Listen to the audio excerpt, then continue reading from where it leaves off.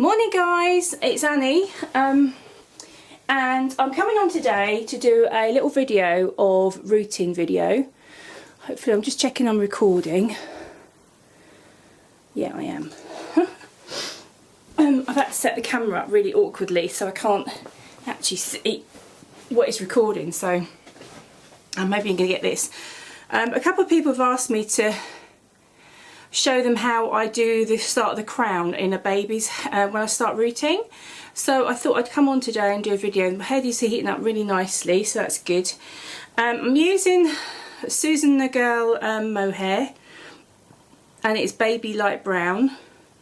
And this is the little Levi sculpt that I've been doing. So I'm just going to prepare a lock of hair. So what I do, take a piece of hair, very small piece of hair. That's about enough. From there, clip that back so that it stays nice and neat. Right, okay. So I'm just going to prepare this. So I'll comb it through. Give it a little comb through, making sure we get any whispers. I'm going to fold it in half. Now this is the top end. This is from the pulled out, and this is the bottom end. Okay, so this is the cut end, I suppose you'd call it. So I'm just going to fold it over. Some nice scissors. Give it a cut.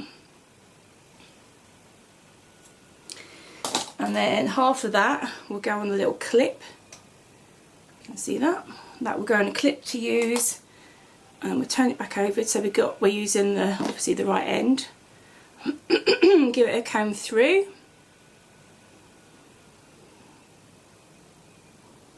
Make it nice and neat. Now, so what I'm going to do now is neaten the top end off. So make it very neat. Cut that. There you go. So you should end up with a nice neat piece of mohair to work with. Put that over there out of the way. Okay, so we're ready. That's lovely and warm, the head, so we can start. I'm going to move that back a bit now because I don't want my hands. I'm using a heat lamp, and it's got a white bulb in it, this heat lamp. So as you can see, I have drawn the crown on this baby's head. Now I'll turn the baby round so you can see. That's the back of the head. So we found the centre point. Well, I mean, the crowns, when you think about it, when you look at babies' crowns, they can go all sorts of places on the back of the head. They can go high, they can go low, they can go to the side or side.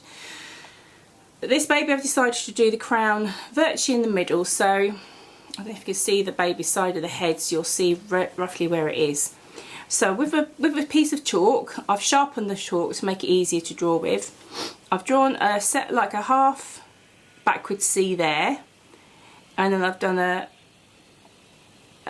like an upside down C here. I followed it through to the top, and then I've just done. But what we're going to do, we're going to start with this one here. Okay.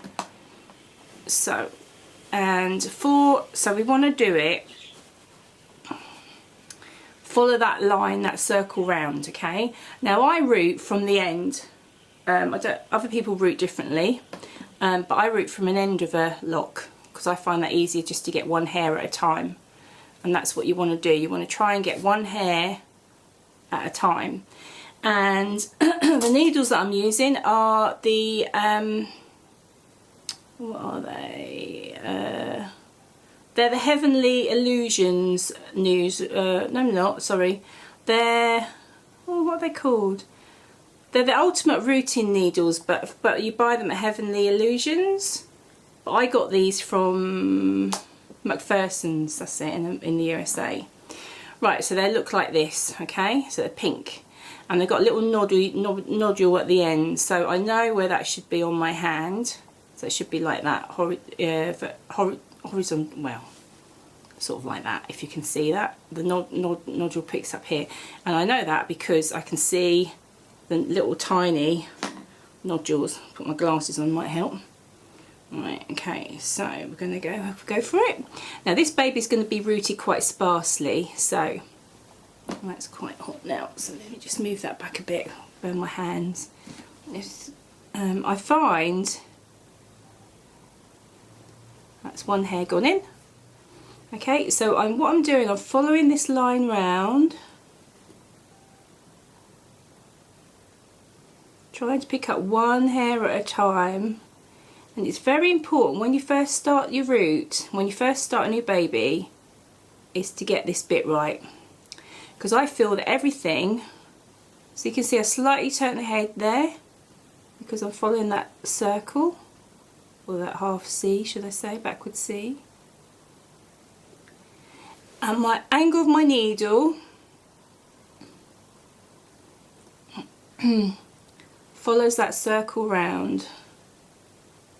And I'm just putting one hair at a time in, at an angle. So you're not pointing the needle right up, you're not pointing it right down, you've got it at a slight angle so that it lays nice. So one hair, and it is time consuming, but the good thing about this baby is I'm doing a very baby sort of newborn look, so it means I can just put, it's going to be fairly sparsely rooted, this baby, which I think that the babies look really nice sparsely rooted rather than lots of thick hair, because there's not many babies that are born with lots and lots of hair. Okay, so what I want to do, where's my little piece of chalk?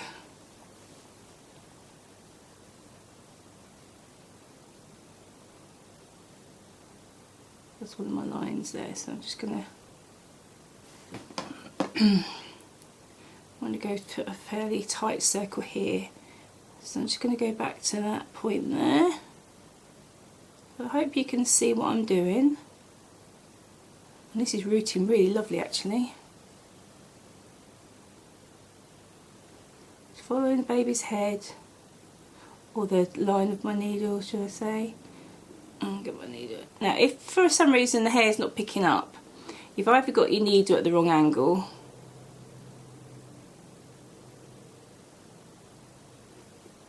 and just need to turn it a little bit. These aren't the easiest needles to root with, so if you're just starting out, I would probably, I found when I first started rooting, I found the easiest needles to root with were the crown needles. I think I started off with maybe a 38 crown, I think, if I remember rightly. I started off with about a 38 crown needle. So let's just follow this line, circle all the way around.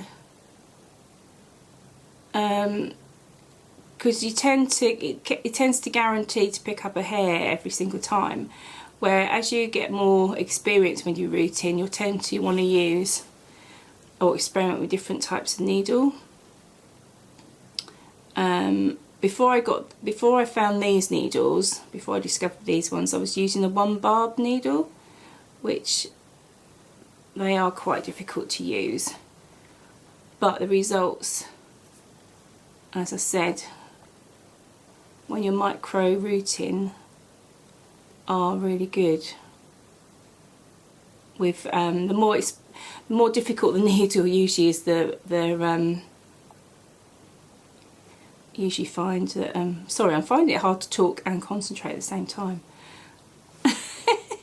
So you just keep going round, following your circle round. Now this little baby, he's called Dominic. Although it's Levi Sculpt, he's going to be called Dominic. So I've actually got into calling him Dominic now. So, and he is a portrait baby. So we're nearly there. And then what you do, when we come around to the front there, I'm back at work today. I'm on a late shift, so I'll be going in, I'll be leaving home about, I start at 11:30 today, work to 8, which isn't my favourite shift, I must admit. But I've only got Tuesday, Wednesday, Thursday, and then we got the doll show this weekend. I'm really looking forward to that, the doll show. So I'm just going to come out here a little bit into the, going forward so we know where we're going. Okay, so that's my first circle done, if you can see that. So what I'm going to do now is just going to go and root the second bit. Just wet that a little bit to make that go over there, which we did actually start. So I love rooting. I actually really enjoy rooting, especially when you get it's funny, some babies' heads are more difficult to root than others, and it all depends on the vinyl. I think it all depends on the vinyl. I just said that, didn't I? I said that twice. Sorry, I'm finding it really hard to concentrate and talk at the same time. It's a bit daft. Anyway, if you watched my last video, I've now decided what outfit little Emily's wearing to the show. And thank you so much to all you guys that gave me lots of tips and sort of suggestions. That was really helpful, thank you. So what I've decided is she's going to wear the little swan dress that I tried on her. She's going to wear that on Saturday, and on the Sunday she's going to wear the little pink knitted outfit, the little yeah, the little pink one that everyone seemed to like as well. So that's what she's going to wear. And I did find a little headband, just a very like a soft pink and cream headband with just a little, it's like a pink elastic bit that goes around the head, and then a little cream bow. So she's going to wear that in her head, on her head with her dress. Just carry on round. This is working out really, really nice. I'm going to try and get this baby. I'm going to work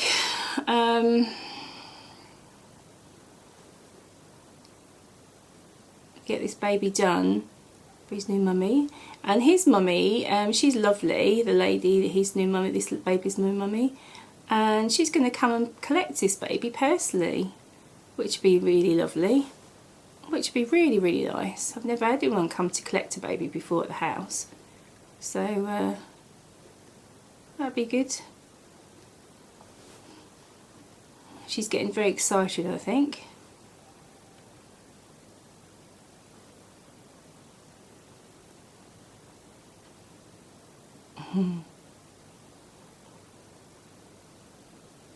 So I've got to be quiet.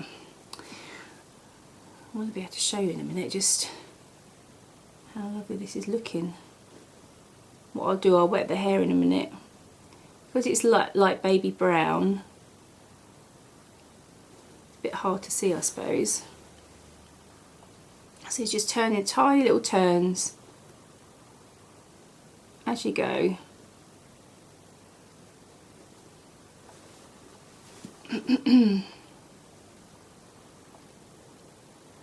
I'm not putting the hairs really close together because his baby, as I said, needs to be sparsely rooted.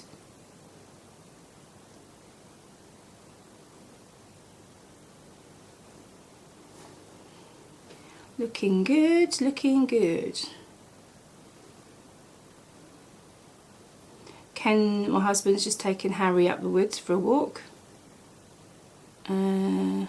So I said to him, I've got to just do this video today. I thought I'd get this done, because obviously I want to start, and people keep asking me about how I start the crown. Right, I'm just going to just dampen this off a little bit, and then you can hopefully see. There's my little brush. Hopefully you'll be able to see. Maybe a little bit wet, you might be able to see the crown. Okay, so that's looking really good. So you can see that's starting to, as you can see, it's starting to make a circle. Can you see that? Hopefully you can. And then what you do then, once you've done your 2 circles like it was, you can start filling this in now, okay? And it does help if you want to use chalk to each time, because the chalk comes off really easy, so it's not a problem. You can just use a bit of chalk.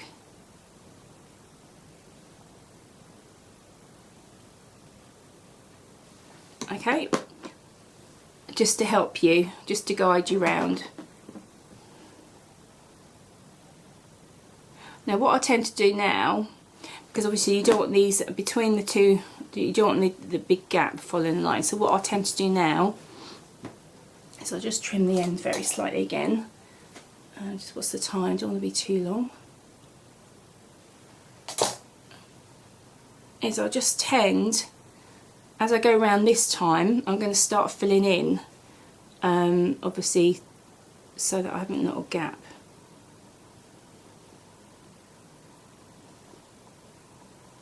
I can see that. So I've done four bits of hair there in the same bit. Move that back, it's burning my fingers. The only trouble with the heat lamp is I find the heat lamp is the best way of rooting now. I really like the heat lamp, and I like the white bulb because it acts as a really good light as well. So again, I don't want to be too thick on this baby. I've got to remember that it's got to be quite sparse baby. The other thing I would say to remember, just a little bit of advice, is when you first start rooting, when it's going really well and you feel, oh, this is going well, just stop and look very often, well, do it often actually. Stop and look at your work, because it's easy to get carried away, and if you've got a design in mind that you want to use, it's easy to get carried away and forget your design. You keep rooting and rooting, and then you think, oh, actually I've gone a bit too heavy there with the hair, or I've gone a bit too light there with the hair, or I've not followed the right the pattern or the style that I wanted. So just check your work every so often. And I always tend to root the back of the head first with my babies. And what I'm finding, the really good mohair, sometimes because you do the back of the head and then you're going to work on the front of the head, what I do now to protect the mohair at the back, when I've done a piece of, finished a piece of work or a piece of the head, you know, the rooting, I will cover it up with cling film on that part, just to protect the hair as I'm rooting the rest so it doesn't pull. Because it's quite, it can, until your hair's glued inside, it can pull out if you're not careful, if you're messing about with the front of the head. So yeah, so just keep that in mind.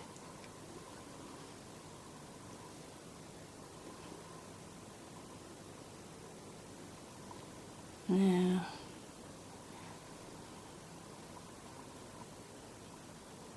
be careful, pick up one hair. If you pick up two hairs, or well, actually, I think two hairs doesn't look too bad. But if you pick up a big, say for instance, pick up a big clump of hair, then you can always pull the hair out with a pair of tweezers. You don't have to leave it in.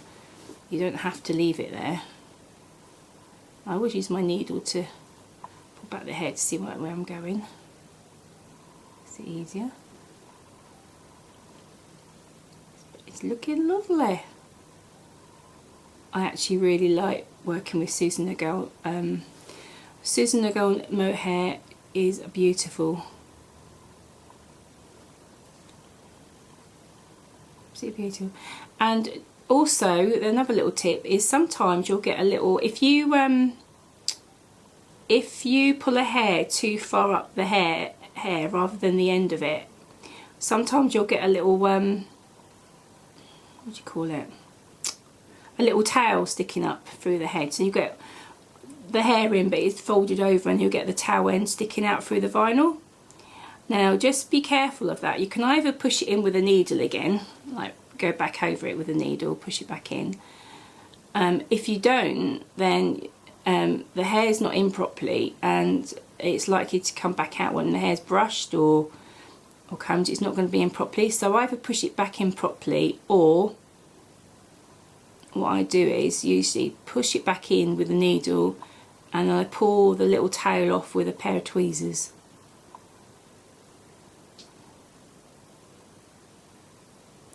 It shouldn't happen that often. As you can see, I'm grabbing the hair I'm just going to get around this corner here. Hope this is interesting for you, not a boring video.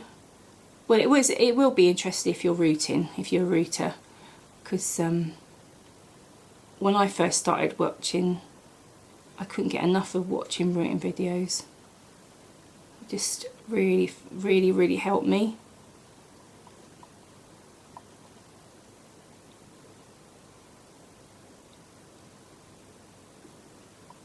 There.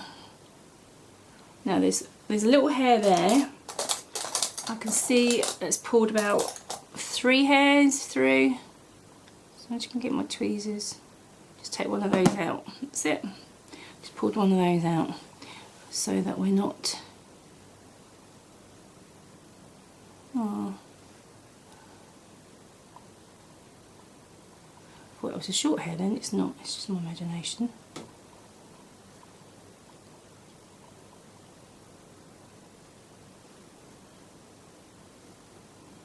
It's I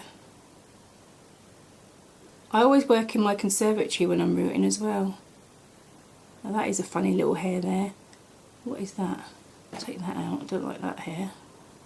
It's a bit of a funny one. I'm just going to quickly trim. What I tend to do is also trim the ends off every very tip, so just because obviously they get pulled away as I'm pulling over hairs. So make sure that very ends are really neat, because it doesn't make a big difference when you're rooting, like pulling the, like when you're trying to pull one hair at a time away from the, and you see that tiny bit of lock of hair that I took. Do you remember at the beginning when I pulled that lock? You probably thought, wow, that's not a lot of hair to take. Look how far it is going. That one little tiny bit of lock, that one little lock. It's amazing how far it goes. If you're rooting, obviously 1 or 2 hairs at a time. If you take big clumps of hair, it's not gonna last you very long. Yeah. And I'd say, you know, don't be discouraged when it took a long time. It takes a lot of practice. I mean, I just bought a couple of, when I first trying to teach myself, because I had no one to teach me really, apart from I just watched videos and things, and different techniques different people use, and I come to find that this is my favourite technique that I like. It gives me more control. Because some people root a loop, some people root stabbing from the middle. I don't like that because I can't see where I'm going. I like to be able to see exactly where I'm putting my hair.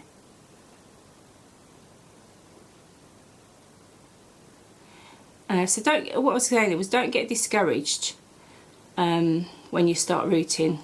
As I said, I bought some practice heads and I just kept practicing, and I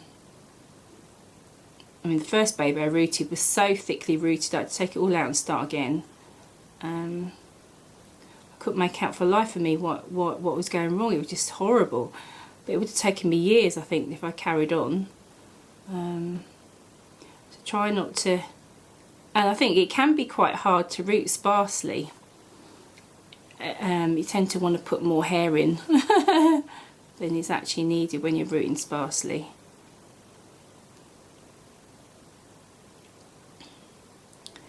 And I've seen pictures of this baby. I haven't really had many pictures of his hair.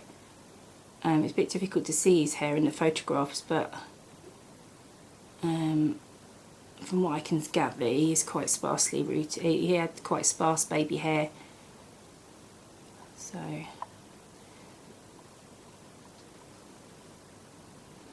I'm really not looking forward to going to work today. I want to stay home and play with this baby. Get it rooted. And take your time. This is the crucial time when you're rooting, is the crown. Because I think once you've done the crown, everything, all the rest of the hair, the style, baby's style of hair, radiates from that crown. So once you've got your crown in place, it'll make it a lot easier to see where you're going with the rest of the hair. And you can see whether it's picking up the hair or not, because it'll catch. If it's not, then change the direction of your needle. So if, for instance, if you can see that, if for instance I had the needle like that, that's not going to pick her hair up. It has to be, when I put the needle flat like that, I can see the little barbs on the side. So it has to be, because that's where it's going to pick my hair up. You can see that. So I'm not picking it up right from the end. I'm actually coming here, a little bit further up the hair shaft to actually pick my hair up. That's lovely. That's going in lovely, lovely jubbly.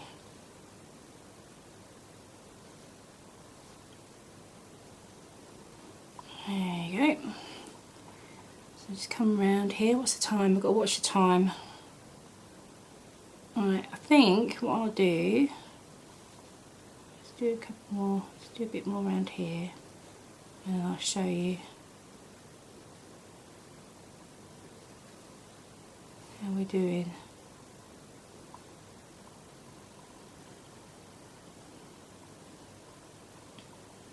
I'll just carry on.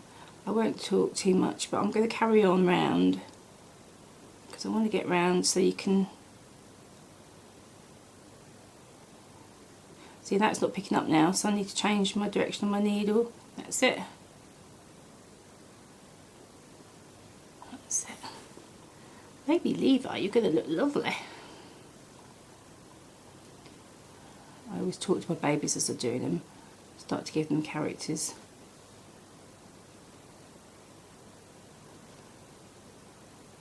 Little Yale babies all packed up, ready to go to the show on Saturday. I probably won't see her mummy though till Sunday. I know her mummy's getting really excited.